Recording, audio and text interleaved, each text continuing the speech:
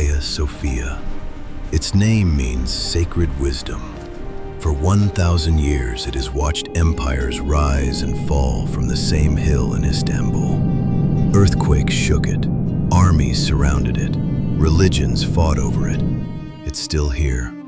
But what most people don't realize, when they walk through those doors and look up, is that they're not just standing inside a building, they're standing inside a secret. Hidden tunnels, sealed chambers, angels whose faces were covered for a reason, and somewhere, deep under the floor, passages that no one has fully mapped. This is Hagia Sophia, and we are only just beginning to understand it. 537 AD. 10,000 workers, 5 years.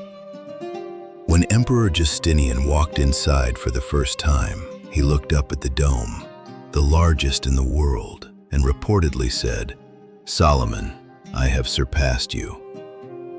He was referring to the legendary Temple of Solomon in Jerusalem, the greatest building the ancient world had ever known, and Justinian believed he had beaten it.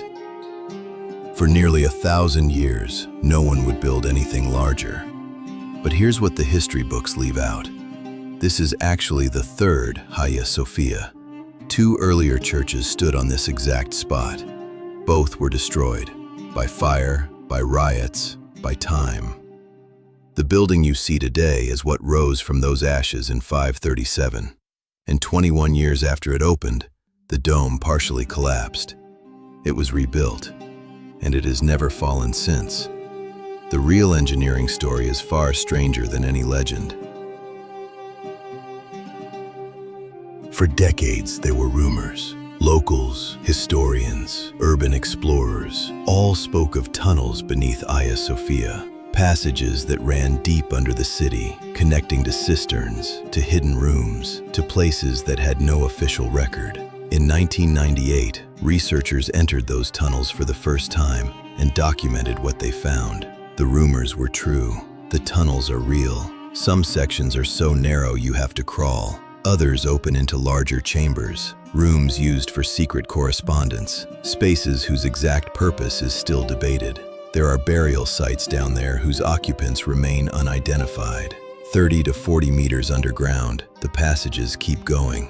And here's the part that stays with you. If you lose your sense of direction down there, you may not find it again easily. Many of the passages were deliberately sealed during the Ottoman siege of Constantinople. Whatever was hidden inside was meant to stay hidden. To this day, no one knows how far the tunnels extend.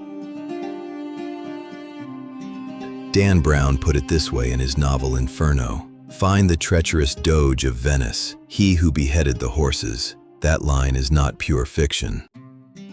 The treacherous Doge Dan Brown was referring to was a real man. His name was Henricus Dandolo. In 1204, 250 years before the Ottomans, Dandolo led the Fourth Crusade and sacked Constantinople. He was blind, in his 90s, and arguably the most ruthless military mind of his era. He died in Constantinople, and he was buried inside Hagia Sophia. His tomb is still there. Right now, as tourists walk across the upper gallery floor, they are almost certainly walking over his remains. When Mehmed II conquered the city in 1453, he discovered Dandolo's tomb, along with his personal belongings and armor. Mehmed, who was known for his love of Italian Renaissance art, gifted those artifacts to the Venetian painter Gentile Bellini, the same artist he commissioned to paint his own portrait. A crusader's armor passed from a conquering sultan to an Italian painter.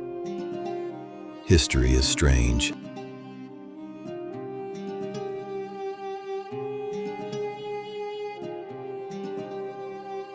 Look up at the pendentives, the curved triangular sections supporting the dome.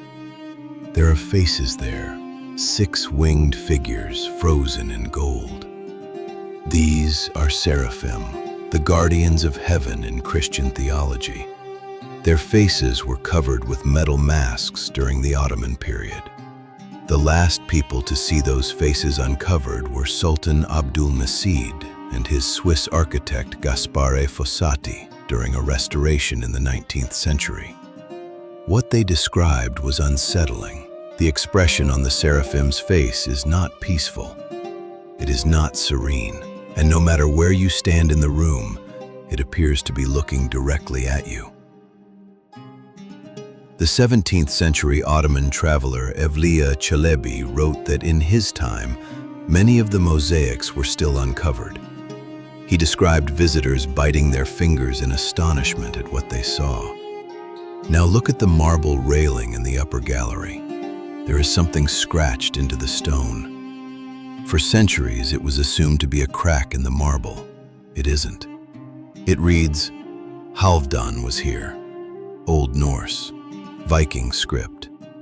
Halfdan was almost certainly a Varangian guard, one of the Norse mercenaries who served the Byzantine emperors as elite soldiers. He was probably bored during a long watch, somewhere between the 9th and 11th century.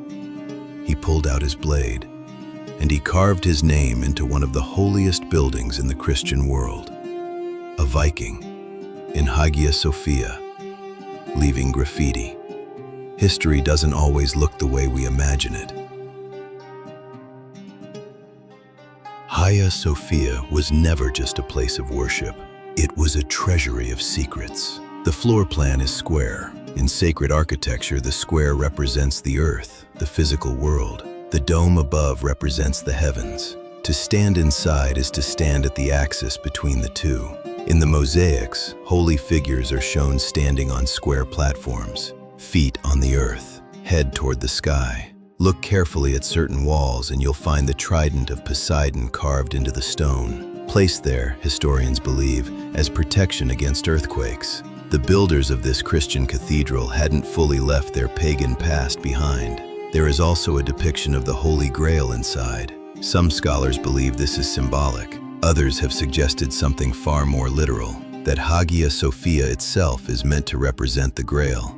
And then there are the 4 columns. Along the crown of the dome, monuments bearing the carved reliefs of the archangels Azrael, Gabriel, Michael, and Raphael. Here is the detail that stops researchers cold. Those columns sit on ley lines. Ley lines are theoretical alignments of significant geographic and historical sites. The pyramids of Giza, Stonehenge, the great temples of the ancient world. The concept wasn't even formally discussed until 1920. Yet the ancient pagans who built on these sites thousands of years ago seem to know exactly where they were.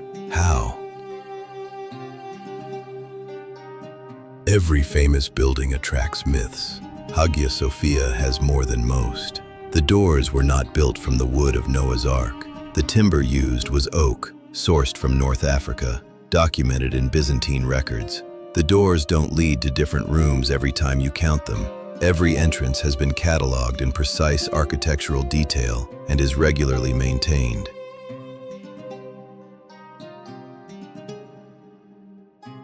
And the story that the Prophet Muhammad spat on the soil of Mecca, telling the Byzantine envoys to use that earth in the construction, allowing the dome to finally stand, is mathematically impossible.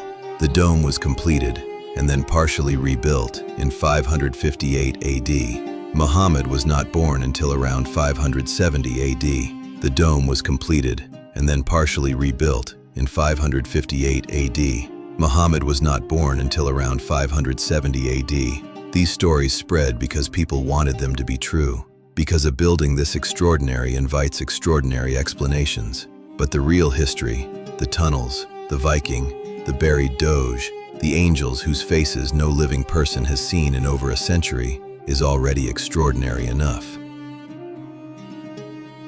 For 1,000 years, it was the largest cathedral on earth.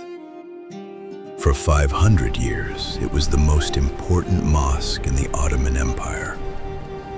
For 80 years, it was a museum, neutral ground, belonging to everyone and no one. Today, it is a mosque again, and the excavations are on hold. Somewhere beneath the floor, the tunnels continue. Somewhere in the northern section, there is a chamber that has never been officially opened. And somewhere above your head, beneath the crown of the dome, a mosaic that hasn't been seen in centuries may still be intact, waiting. 4 million people visit every year. Most of them look up, go quiet for a moment, and can't quite explain why. Maybe it's the scale, maybe it's the light, or maybe, on some level, they can feel it. That this place is still keeping secrets, and it's in no hurry to give them up.